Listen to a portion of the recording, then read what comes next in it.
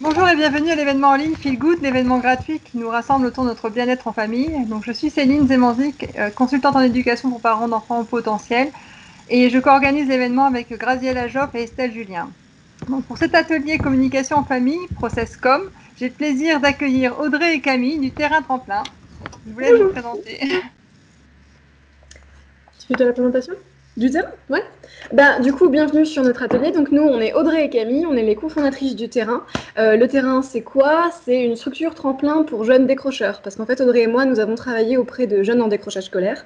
Et de notre expérience en école, on s'est rendu compte qu'il y avait beaucoup d'approches classiques et standards qui n'étaient peut-être pas les premières à tenter avec des décrocheurs, notamment tout ce qui est remédiation pédagogique très formelle.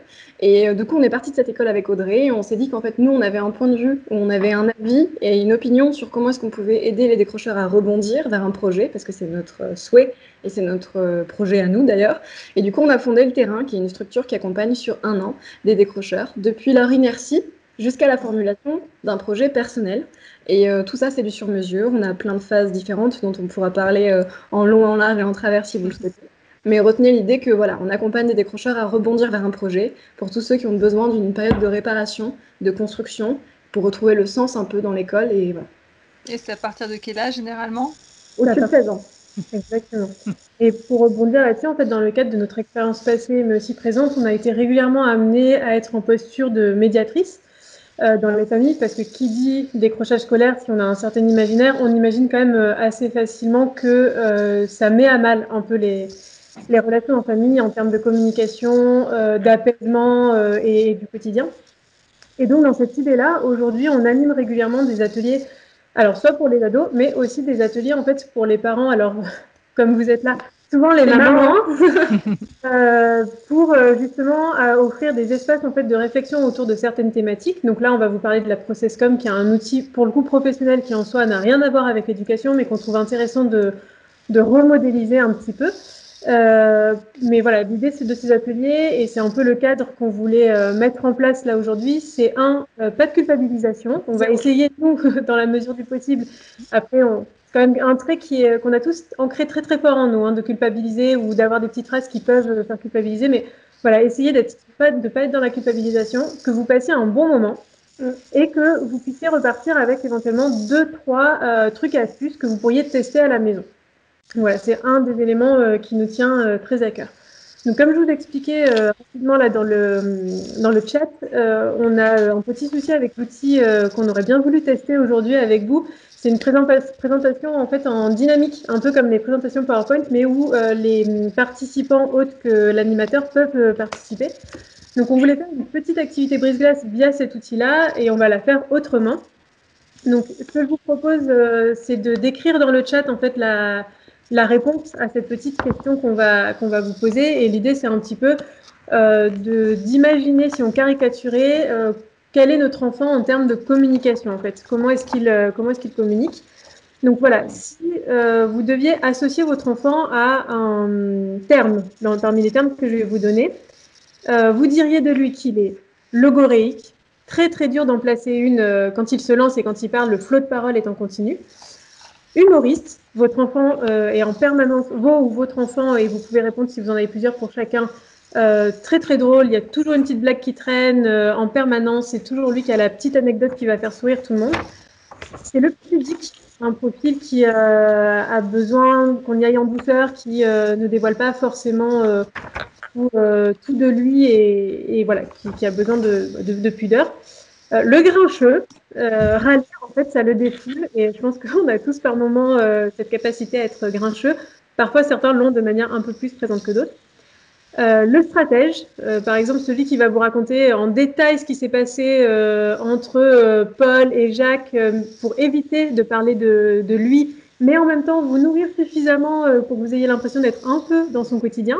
Ou le piquant, qui va potentiellement parler peu, mais à chaque fois qu'il dira quelque chose, ça peut être pince sans rire et ça peut taper juste, voire parfois faire un peu mal. Il sait bien identifier les points qui sont un peu douloureux. Donc, du coup, je vous redonne les éléments. On a le logoréique, pardon, l'humoriste, le pudique, le grincheux, le stratège ou le piquant. Ça nous en fait 6. Et on peut en écrire, on peut en écrire plusieurs ou Un par enfant, ouais. On le met dans la caricature. C'est fait exprès. C'est fait exprès. Vraiment, c'est fait exprès? c'est fait exprès. D'accord. Caricature de votre enfant. Si vous étiez, voilà, vous deviez caricaturer son rapport à. C'est la catharsis. Allez-y. Donc, l'enfant de Marjorie est plutôt dans la logorée. Émilie aussi. C'est intéressant. Romain qui est humoriste. Fleur qui est une grincheuse. Et alors Charlotte, je sais pas.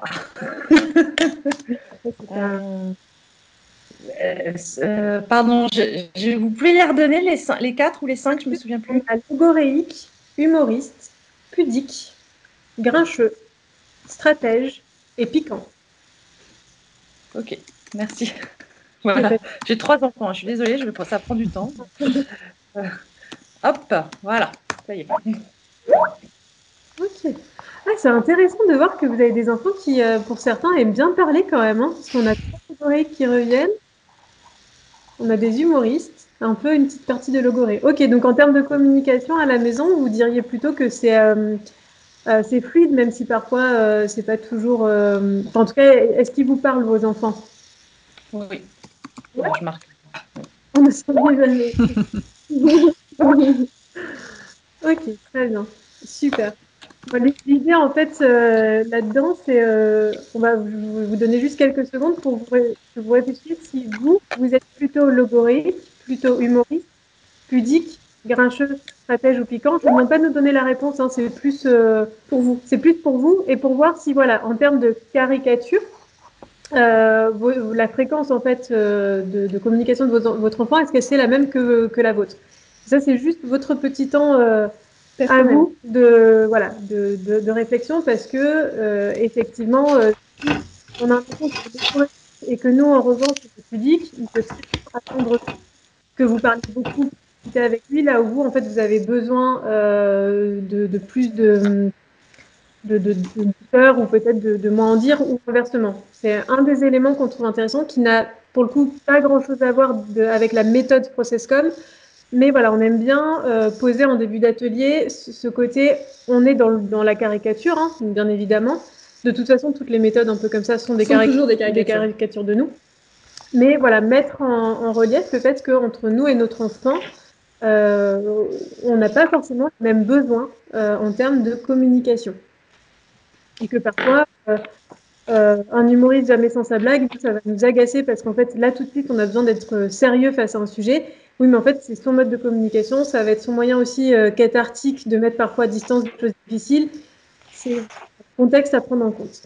Il y a une remarque intéressante d'Aurélie qui dit que ses enfants parlent, mais parlent mal. Donc ça, c'est intéressant de se replonger et de se demander soi-même dans quelle mesure on peut être un logoriste, un humoriste, un pudique, un grincheux, un stratège et un piquant dans la façon dont on réagit par rapport aux phrases parfois cinglantes de nos enfants. Et juste d'essayer de chercher dans quelle mesure c'est pas aussi nous qui recevons les choses d'une certaine façon. Et c'est la bonne porte avant l'exercice d'après qu'on a prévu pour vous. Ok. Donc voilà, c'est ce petit temps-là, vous pourrez le poursuivre plus tard et longuement. Très rapide, est-ce que c'est trop rapide? On peut parler plus lentement. Juste qu'on a un peu assez court.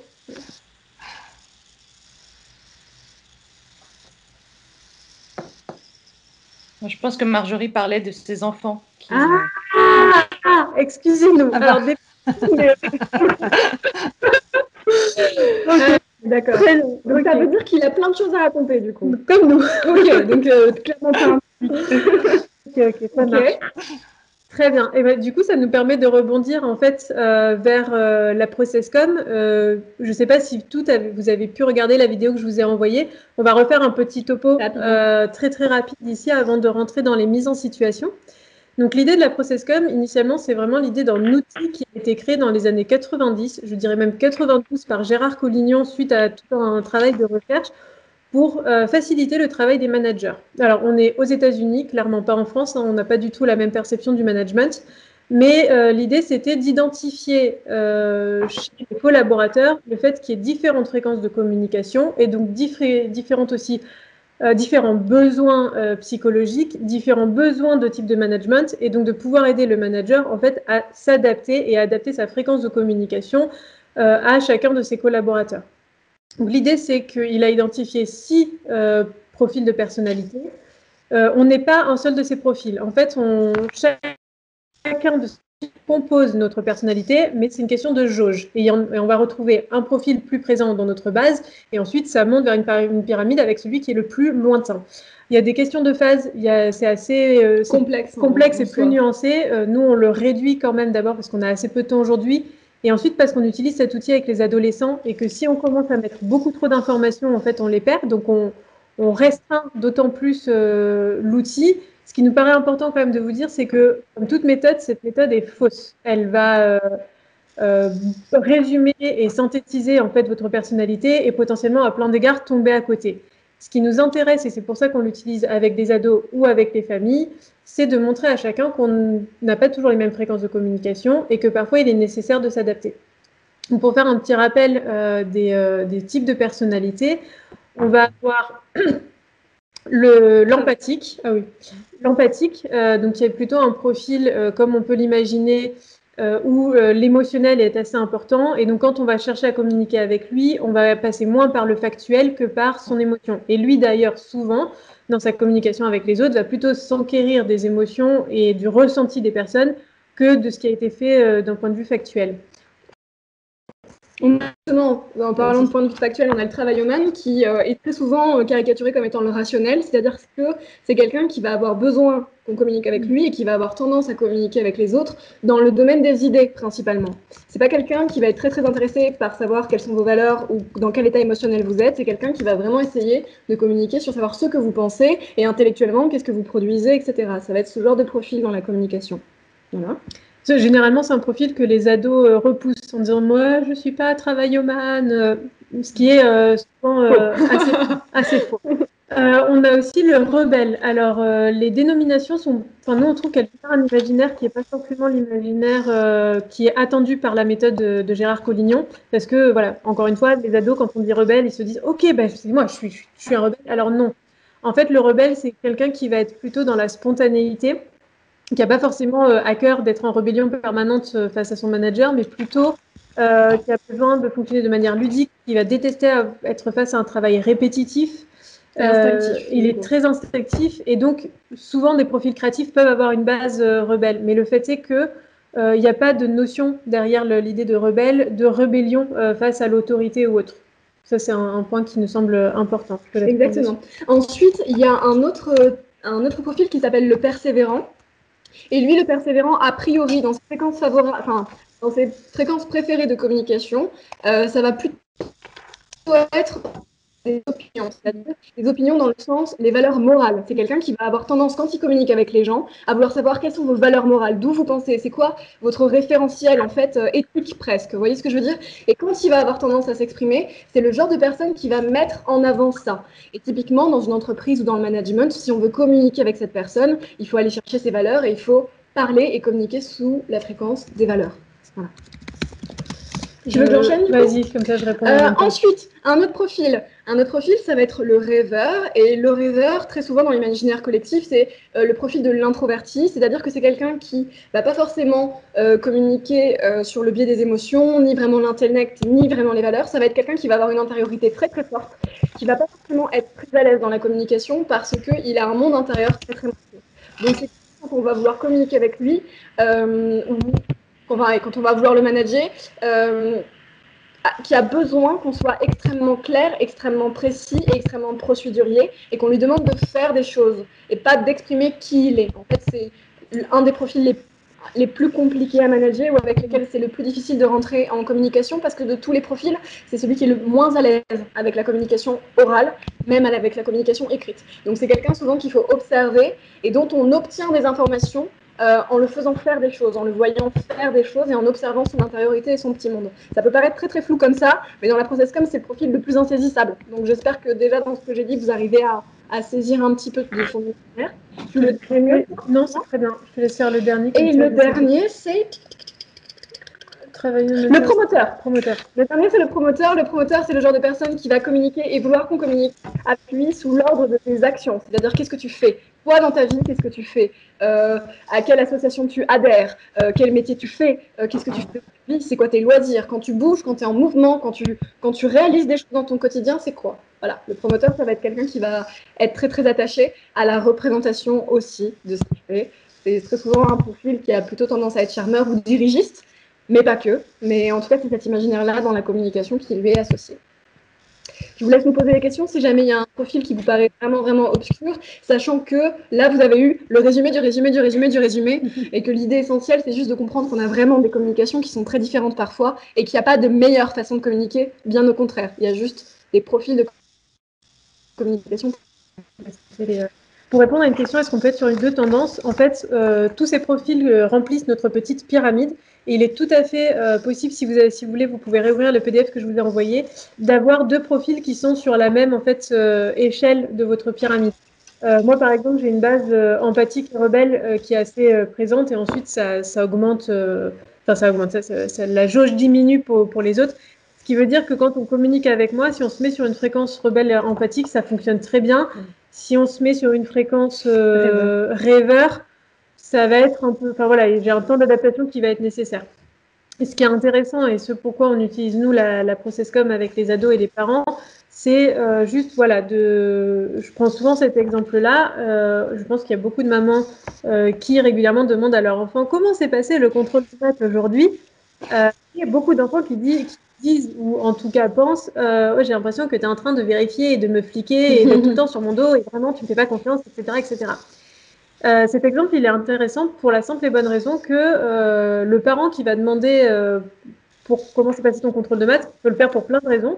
Souvent, on se rend compte que c'est en fait un moyen d'avoir accès à comment va son enfant, de s'intéresser à lui en montrant qu'on a retenu en fait de manière concrète ce qui se passait dans sa journée, parce que mine de rien, il se passe plein de choses dans leur journée, il se passe plein de choses dans nos journées de parents, et qu'on n'a pas le planning détaillé de tout le monde. Donc il y a vraiment un côté où le parent peut juste en fait s'intéresser par cette phrase-là, là où l'ado pourrait très bien aussi,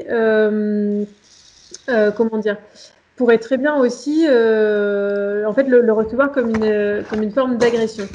Alors, pour répondre à la question de Marjorie, comment vous déterminez les profils? Y a-t-il des tests ou est-ce que c'est simplement une manière de faire et de penser? Alors, initialement, dans la ProcessCom, puisque c'est une technique qui est monnayée, donc en fait, il offre ses services aux entreprises, il y a des tests et c'est très complexe, et ça dure plusieurs semaines, etc., etc. Nous, avec Audrey, en fait, on explique et on sursynthétise les concepts et on laisse le soin à chacun de déterminer, de s'observer et de dire tout seul, en fait, ce qu'il pense. Donc, en fait, on vous laisse avec les informations et c'est vous qui pouvez déterminer ça.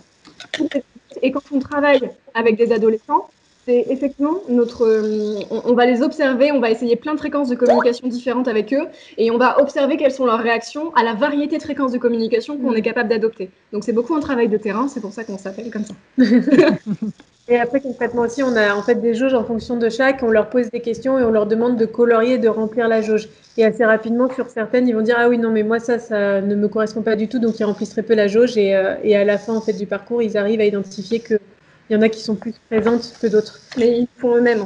Oui. On ne va pas arriver et on ne va pas dire aux enfants et aux adolescents « Tu es ceci, tu es cela ». Oui, sachant qu'un des autres éléments, et après je vous propose de passer aux mises en situation, un des autres éléments qui nous intéresse énormément, c'est de montrer que c'est fluctuant. En fait, ce n'est absolument pas figé, c'est en dynamique. C'est-à-dire qu'il y a des périodes de notre vie où on va avoir un profil de sexualité qui va ressortir, ou par rapport à des situations, ça va être mis en exergue, et à d'autres moments, en fait, c'est l'inverse. Enfin, c'est l'inverse, non, mais en tout cas, ça va être un autre profil qui peut prendre le dessus. Donc l'idée, c'est pas du tout de s'essentialiser autour de ça.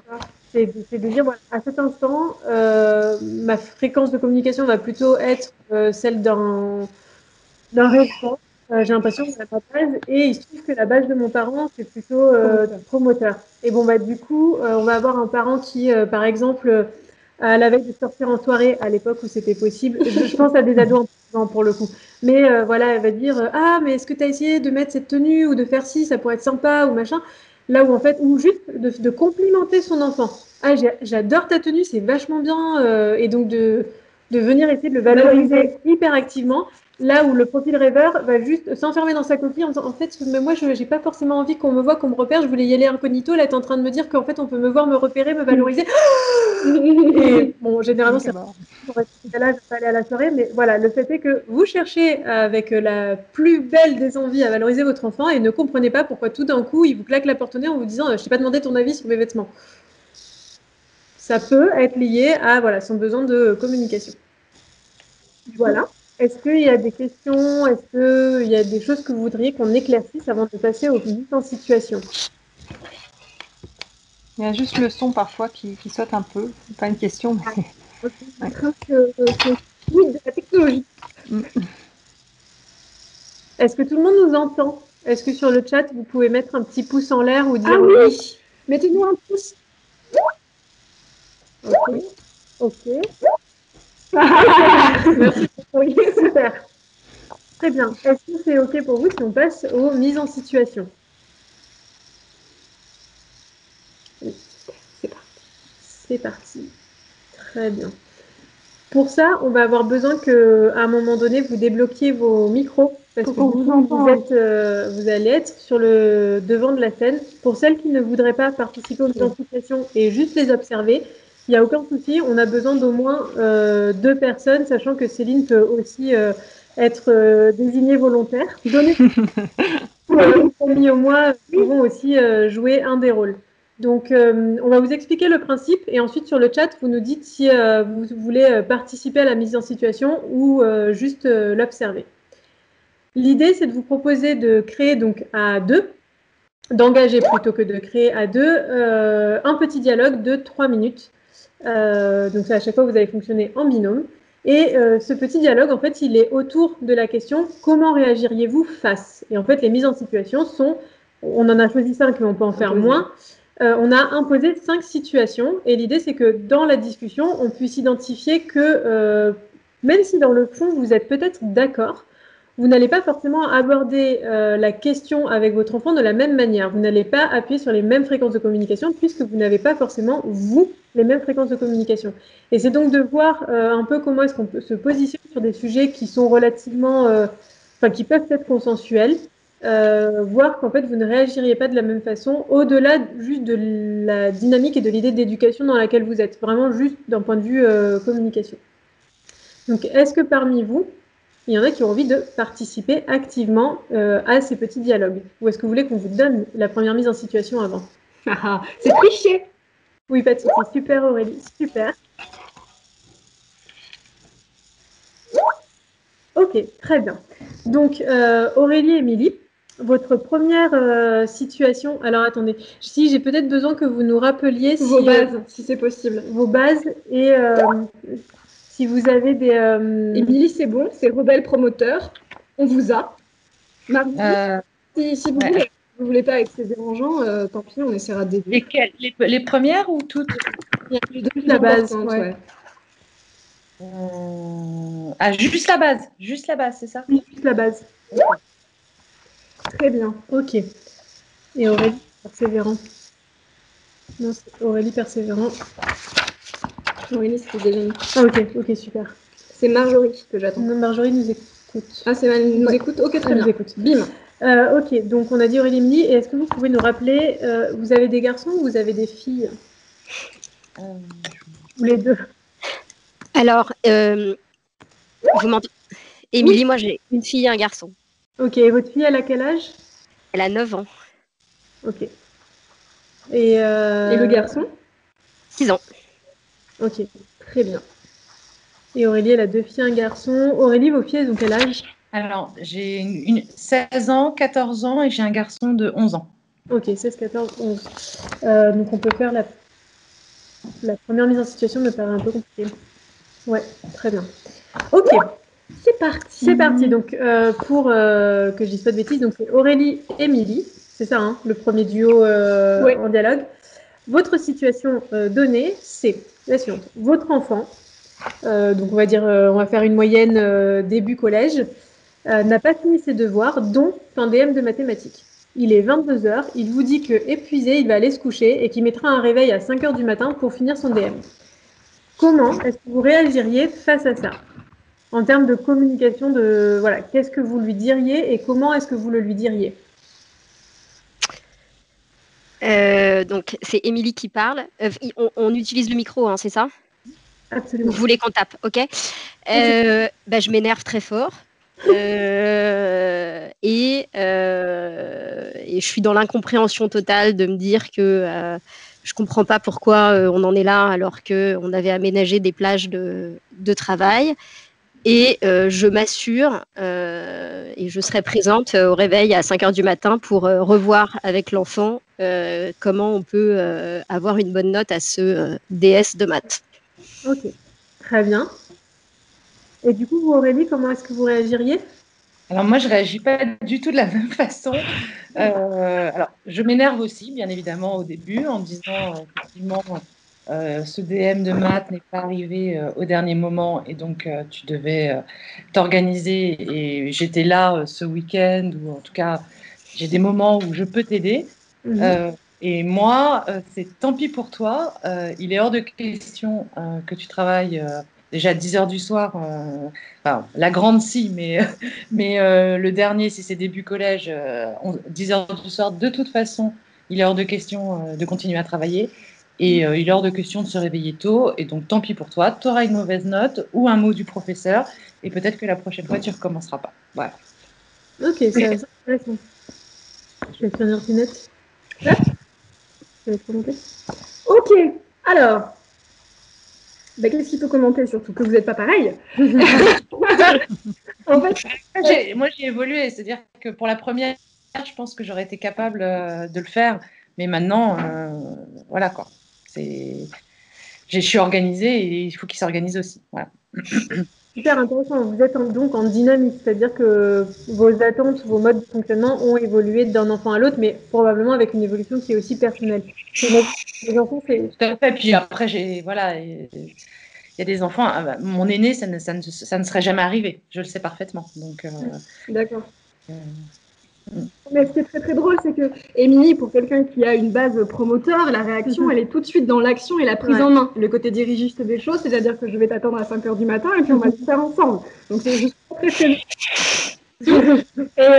D'ailleurs, Aurélie, c'est très drôle parce que pour un persévérant aussi, quelque part, tant pis pour toi, tu te débrouilles, il y a un côté très moral, c'est-à-dire assume les conséquences de tes actes et quelque part porte ta personnalité jusqu'au bout et assume les conséquences. Donc c'est très très drôle que vous ayez dit ça parce qu'en fait, je pense que vous êtes bien observé dans vos fréquences de communication et je crois que voilà, vous n'ignorez pas qui vous êtes en partie, donc c'est assez intéressant. Maintenant, c'est vrai que la question qu'on a tendance à se poser, c'est qui sont vos enfants? C'est une chose d'avoir une réaction de promoteur, c'est une chose d'avoir une réaction de persévérant. Comment est-ce que c'est reçu en face? Donc, je pense que Émilie puis Aurélie, vous pouvez... déjà, comme vous avez plusieurs enfants, il va peut-être falloir en choisir un, peut-être celui avec lequel ce type de question-là, ce type de problématique-là, ce type de problème de communication-là a plus de chances d'apparaître. Une fois que vous avez été l'enfant en question, essayez de partager avec nous, enfin si vous êtes d'accord bien évidemment, quelle pourrait être sa réaction à lui face à la vôtre et quel est le genre de réponse qu'il vous donnerait. On essaiera de voir un peu ce qui se passe et ce qui se joue dans vos situations personnelles. Vous voulez qu'on réponde maintenant? Ben oui, l'une après l'autre si vous vous y sentez. Ok.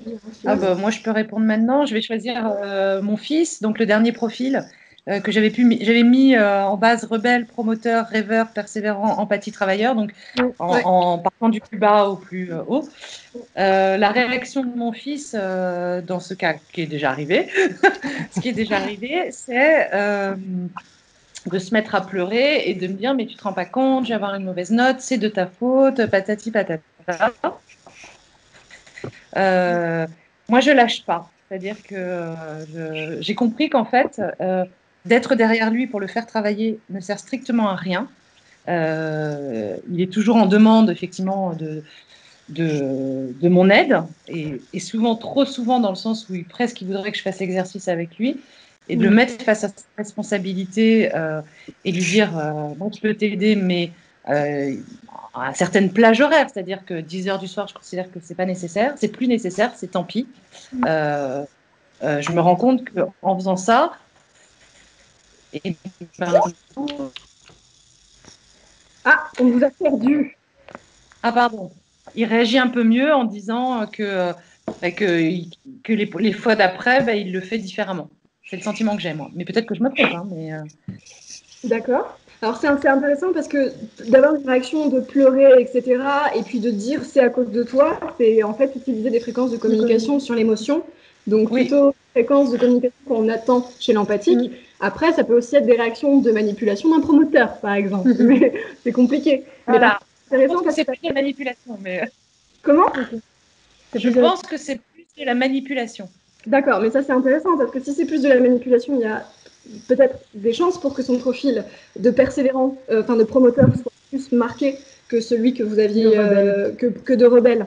Et donc du coup, aller un peu plus le challenger sur les actions en lui disant serais-tu capable d'aller chercher le compétiteur qui se cache un peu en lui. Je pense que c'est intéressant à tenter. Ouais, non, mais c'est intéressant ce que vous dites parce qu'effectivement, je le sens assez comme ça. J'y avais jamais pensé. Ouais. C'est un exemple parmi d'autres. Après, effectivement, s'il a une base rebelle qui est très présente aussi, le rebelle, il faut que ce soit qu'il y ait du jeu. Il faut que ce soit ludique. Donc gamifié. Et donc gamifié. Donc, à la limite, faire des petits challenges de maison. Oui, tout à fait. J'ai coupé ma caméra parce que j'ai l'impression que mon son n'est pas bon, donc j'essaye de... Mais je suis toujours là. Très bien. Du coup, Émilie, est-ce que vous voulez jouer aussi? Oui. Moi, j'ai un profil garçon qui est exactement comme celui d'Aurélie, donc je vais prendre la fille parce que j'imagine bien la même chose. Et la fille, elle sera plus hyper, je pense, persévérante, envie de réussir coûte que coûte pour nous faire plaisir. Même si pour elle, c'est plus compliqué parce que c'est une enfant qui a besoin de travailler pour y arriver, qui a besoin de répétition pour s'en sortir. Et comment est-ce qu'on va imaginer complètement la situation illusoire, mais comment est-ce qu'elle réagirait justement face à cette situation-là de fameux devoir de mathématiques qui n'a pas été fait à temps? Parce que du coup, si c'est une persévérante qui a très très envie de réussir, on a du mal à imaginer que les choses aient pu comme ça s'entasser et qu'elle n'ait pas eu le temps de les faire et de s'organiser. Donc ça veut dire que si elle n'a pas eu le temps, c'est qu'il y a eu vraiment un souci. Et comment est-ce qu'elle réagirait au fait qu'à 5h du matin, il y a Émilie qui tape à la porte pour savoir où est-ce qu'on en est?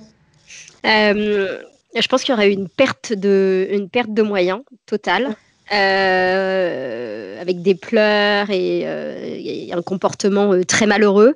Là où moi, j'aurais vraiment eu du mal à le gérer parce que pour moi, c'est compliqué de réconforter dans ces situations comme ça. Il y a des cris et ensuite, je peux passer au stade d'après.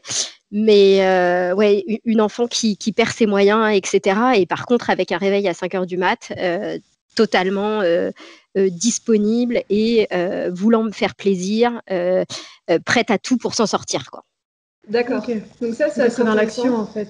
En fait, ce qui est marrant, c'est que du coup, vous avez une fréquence sur l'action qui est très très forte et potentiellement, elle, si elle a véritablement une base persévérante qui est là, elle va agir à la morale. C'est-à-dire que oui, elle va bouger quand il y a un enjeu moral derrière. Donc ça peut vous faire plaisir, vous, en tant que parent, ou ça peut être atteindre un rêve qui est le sien, qui correspond à son aspiration, véritablement fort, vous voyez, des choses auxquelles elle croit, si elle est investie, par exemple, dans une activité extrascolaire, etc. Par contre, oui, le danger, c'est que si elle a une base empathique qui traîne, le côté un peu promoteur, bulldozer hyper efficace et hyper dynamique, ça peut effectivement la pousser à des situations de repli très très fort. Donc effectivement, les fréquences de communication trop frontales, c'est peut-être pas ce qui marche le plus.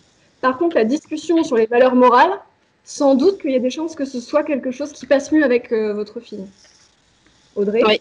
C'est d'accord. Donc ça, c'est intéressant, mais donc à voir dans les situations qui se présenteront, mais gardez à l'esprit que le trop frontal, c'est peut-être pas ce qui la mettra la plus en valeur et qui risque de elle risque de pas trop comprendre et de le vivre comme une intrusion. Complètement alignée et complètement consciente sur cette chose-là, mais d'où le souci de prendre la bonne mesure et de prendre le bon canal de communication avec un enfant qui est différent de la maman. Ouais. Mais c'est pour ça, si l'empathique, c'est pas votre fluide et que c'est pas naturel chez vous, vous forcez pas. Par contre, de savoir potentiellement que votre fille, elle est très très fort là-dessus et d'aller chercher une fréquence de communication qui vous est un chouille plus commune. C'est pour ça que si vous avez le temps de faire la pyramide le plus au complet possible, mettez vos deux pyramides l'une à côté de l'autre et cherchez votre base commune la plus proche. Donc ça peut être persévérant s'il n'est pas très très éloigné de vous, mais ça ne m'étonnerait pas qu'il y ait du travail humain qui puisse vous rapprocher. Et dans ce cas-là, si le travail humain vous rapproche, restez dans le champ des idées plus que dans le champ des actions. Vous voyez ? Très bien. Et c'est un atelier qu'on a fait en fait en binôme. Alors encore une fois, c'était des mamans avec leurs enfants. Pour le coup, là, c'était 4 jeunes de 16 ans. Et justement, pendant l'atelier qu'on avait pu faire en physique à cette époque-là, il y avait tout ça. Donc, on expliquait au fur et à mesure. En fait, dans les documents qu'on leur avait donnés, ils remplissaient en parallèle les jauges pour eux et les jauges pour le binôme avec qui ils étaient venus. Donc, aussi bien les enfants que les parents, ce qui fait qu'à la fin, il y a eu un temps où du coup chacun s'isolait, enfin chaque binôme s'isolait par rapport aux 3 autres, et ils pouvaient comparer en fait comment chacun se percevait soi, mais aussi avait perçu l'autre, et c'était assez intéressant de voir le regard en fait que l'enfant portait sur nous et alors, en l'occurrence c'était l'ado, le regard que nous avions porté, enfin, que leur maman avait porté sur eux. Mais du coup, ça peut être, voilà, Camille le suggérait que vous le fassiez pour votre fille, mais éventuellement, si elle en a envie, que ce soit une petite activité un peu ludique que vous fassiez ensemble pour justement et qu'elle le fasse pour elle, mais qu'elle le fasse aussi pour vous. Ça vous donnera aussi des clés de comment est-ce qu'elle vous perçoit en termes de fréquence de communication. Et derrière, en fait, d'en discuter en disant, bah écoute, voilà, quand on a des petits moments un peu d'irritant, ce que je te propose, c'est que on fasse un petit temps de pause. Et en fait, quand on essaye de revenir communiquer, bah, voilà, visiblement, c'est le travail humain qui nous rapproche. On essaye de revenir juste sur la question des faits et pas tout de suite dans l'action. Et ça, éventuellement, on ira dans voilà, dans un second temps. Ça peut être. Vous, ça vous met dans l'action, donc vous êtes contente. Et votre fille, ça vous permet de rationaliser, de mettre des mots sur ce qui est bien, ce qui est mal, ce qui doit être fait, ce qui ne doit pas être fait. Et ça la rassurera. Peut-être aussi de redescendre en pression. Ça la rassurera. Ça peut être intéressant. Elle saura qu'il y aura quelque chose entre vous et l'énervement. Il nous reste 13 minutes, 12 minutes. On peut éventuellement, mais alors un chouille plus court, faire une autre mise en situation. Ou alors, si vous avez des questions, on peut discuter. Voilà, on peut faire le temps des questions. C'est un petit peu comme vous le préférez. Est-ce que j'ai été entendue ? On fait une autre situation plus rapide, mise en situation. Mise en situation, très bien. Ok, qui veut reparticiper à la mise en situation ? Donc Aurélie, vous avez envie de reparticiper ou vous voulez l'observer ? Il y a 3 enfants, donc il y a de la matière. Ok. Sachant que voilà, Camille ou moi ou Céline peut... Ok, bah, très bien. Et Marjorie... Suspense. Très bien, Marjorie, vous êtes... Ok. Alors, Marjorie, vous pouvez nous rappeler si vous avez une fille ou un garçon et quel âge, ou plusieurs filles, plusieurs garçons et Un garçon. Un garçon qui a 14 ans. 14 ans. Ah, c'est parfait. J'en ai un pour vous et on n'est pas du tout sur les devoirs. Est-ce que ça vous tente ?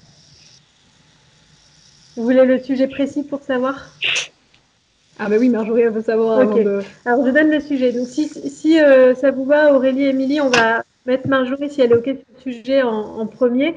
Et après, voir s'il y a une de vous deux qui veut bien être dans la discussion avec elle, voire peut-être toutes les 3. En fait. Oui, on peut faire un truc à 3, c'est rigolo. Un truc à 3. OK. Donc, le sujet, c'est votre ado de 14 ans rentre de sa journée de cours. Vous avez reçu pendant la journée un appel de l'établissement disant qu'il a été malmené par quelques-uns de ses camarades. Il a vu l'infirmier, il a vu le CPE, RAS.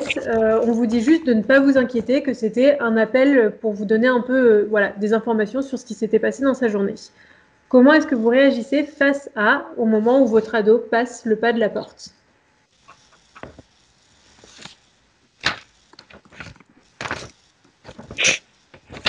Allô ? Oui. J'arrive, mon ordinateur n'a presque plus de batterie. La technologie n'est jamais à la hauteur, c'est terrible. 2 petites secondes. Vous m'entendez ? Oui, je vous entends, il n'y a pas de souci, c'est juste qu'on a un souci de chat. C'est une situation qui me parle bien puisque je l'ai plus ou moins vécue. Donc, il y a quelques années, mais bon, je peux en reparler. Je pense que je ferai à peu près la même chose.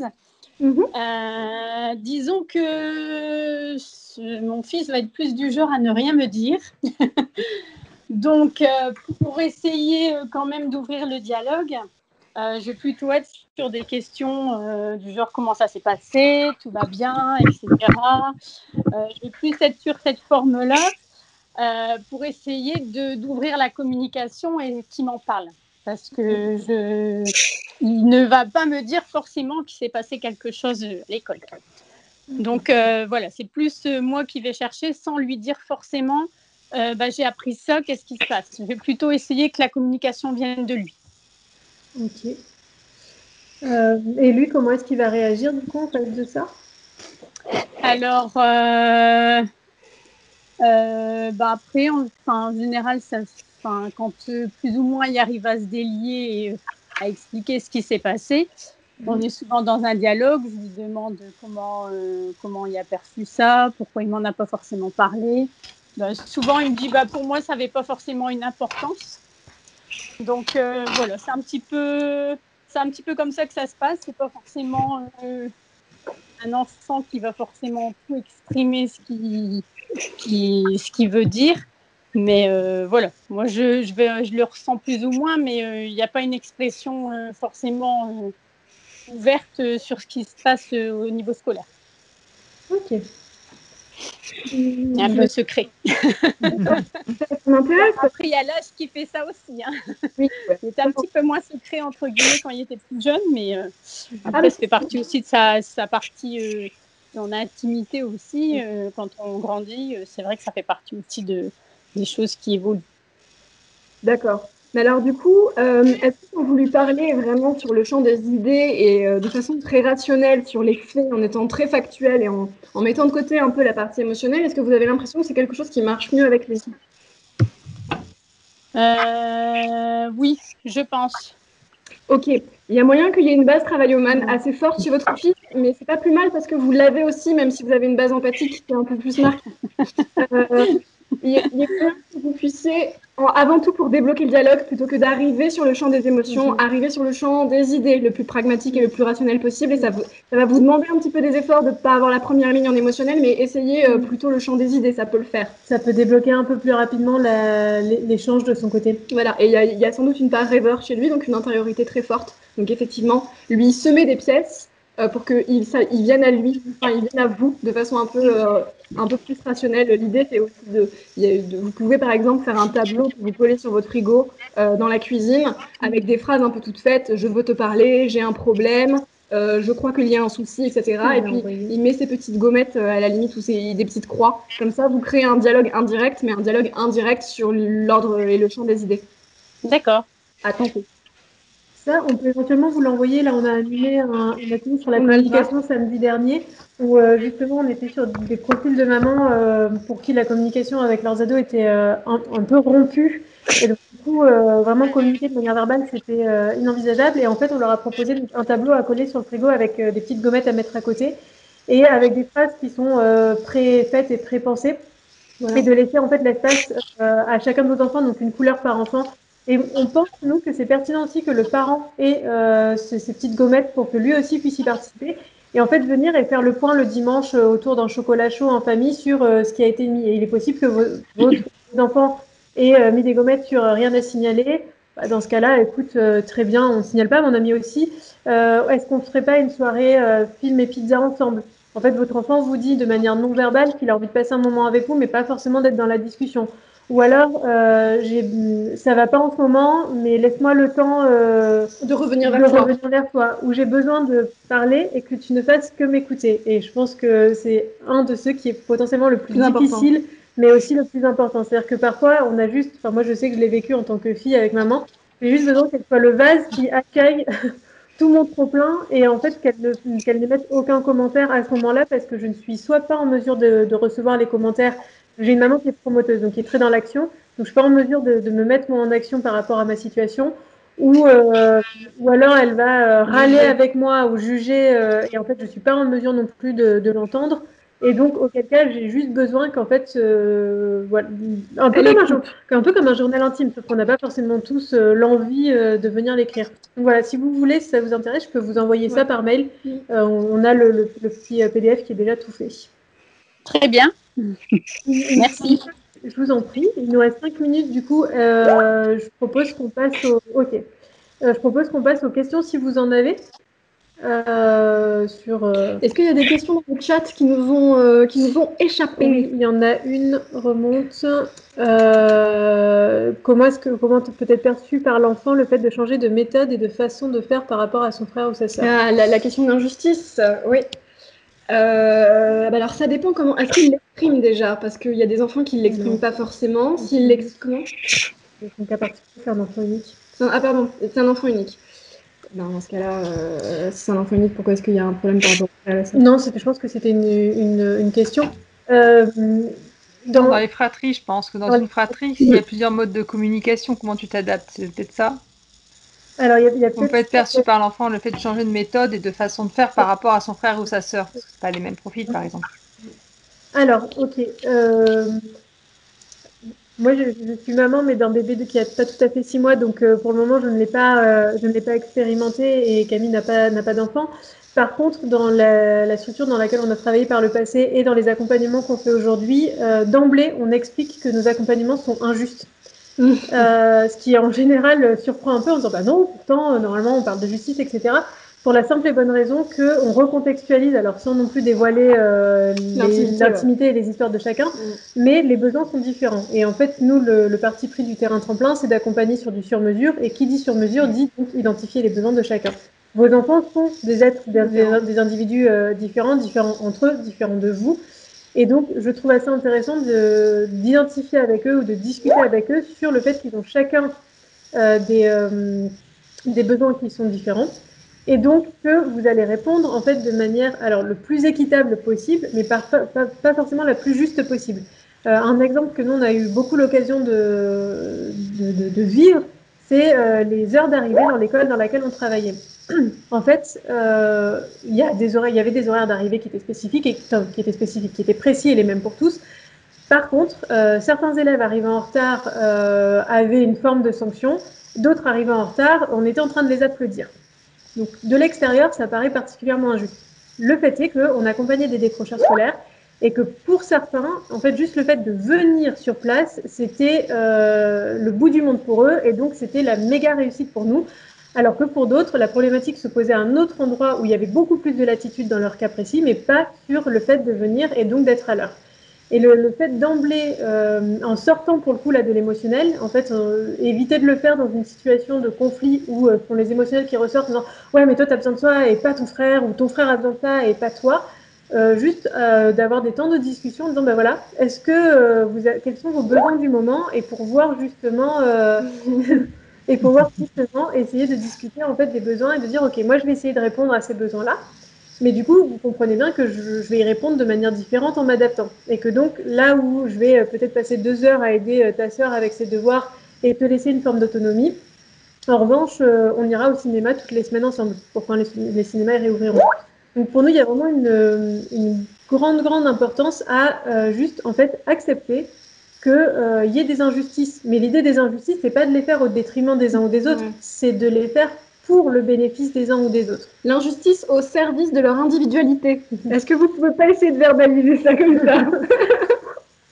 C'est de l'injustice à leur service en fait, parce que à la limite vous pouvez même vous servir d'un atelier comme celui-ci en commençant la conversation comme ça, en disant je me suis rendu compte qu'on communiquait vraiment pas tous de la même façon, je me suis rendu compte qu'on communiquait pas de la même façon parce qu'on n'avait pas tous les mêmes besoins.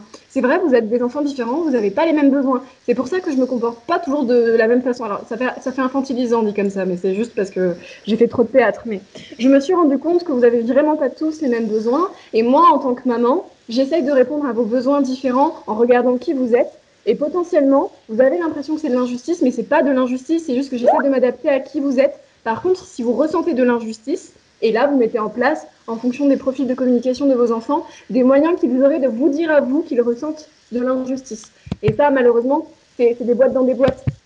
Il me faudrait les fréquences de communication de vos enfants pour vous dire quel genre de communication, de biais de communication vous pouvez mettre pour qu'ils vous disent qu'ils ressentent de l'injustice. Mais vous voyez, ça ramifie comme ça. Mais effectivement, comme le dit Audrey, partir simplement du fait qu'on est faillible et qu'on n'a pas les besoins qui sont les mêmes, et qu'en tant que maman, on essaie de répondre aux besoins de tout le monde, et potentiellement, des fois, ça peut paraître être de l'injustice, mais c'est pas de l'injustice, c'est de la différence de traitement, parce qu'ils sont différents. Mais rajouter là-dessus aussi, et moi c'est un truc auquel je tiens encore beaucoup, il y a eux mais il y a aussi vous, en fait. Vrai. Et que selon les contextes, on va dire, ils ont l'impression que vous avez réagi de manière différente à deux situations qui étaient similaires. Accepter de leur... Alors déjà, si vous pensez qu'à un moment donné, vous vous êtes planté dans votre action, ou en tout cas, vous avez une réaction avec laquelle vous n'êtes pas en accord a posteriori, leur expliquer et leur dire pardon. Enfin, c'est pour moi un des trucs qui est quand même, on est faillible, on n'est pas parfait, donc et je trouve d'ailleurs que il y a quand même un système de culpabilisation où il faudrait être le parent parfait en permanence et en réalité c'est impossible à tenir.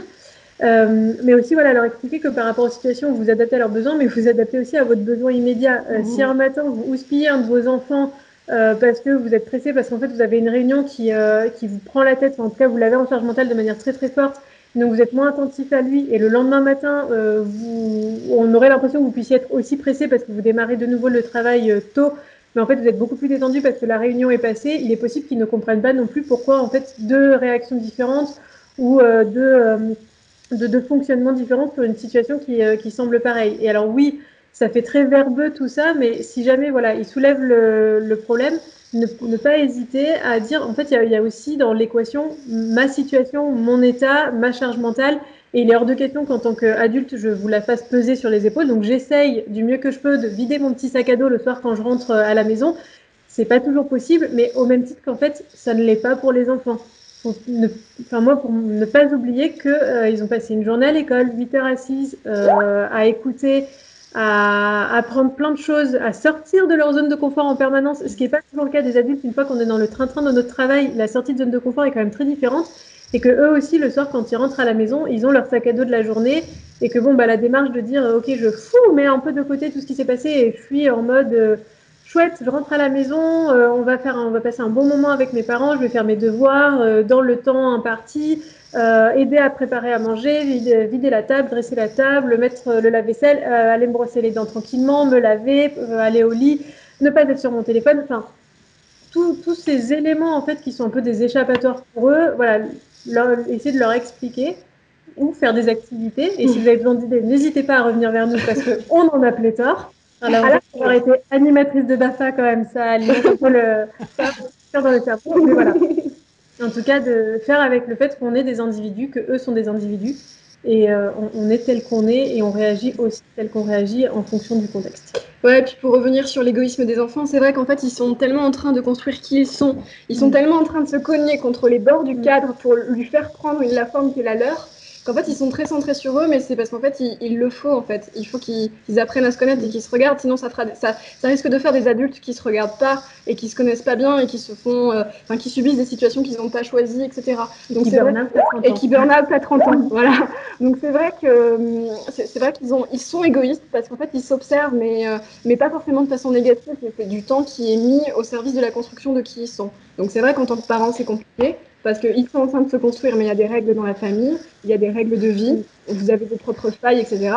D'où, vraiment, si vous recevez le mail avec le petit tableau de la communication indirecte, franchement, vraiment, on pense que c'est quand même un outil un peu chouette à mettre en place, quitte à changer les phrases. Mettez les phrases de votre cocon familial, mais rendre possible cet espace indirect pour que les égos s'entrechoquent pas, en fait. Voilà, c'est vraiment, je crois, un truc important que nous, on a à dire et qu'on voit souvent. Voilà. Et sur ce, nous allons conclure notre logorée, puisque nous, notre profil d'enfant, c'était clairement les... Oui, voilà. Bonjour. Et Céline, peut-être conclure. Voilà, écoutez, merci Audrey, merci Camille, merci à tous d'avoir participé à ces ateliers. Merci.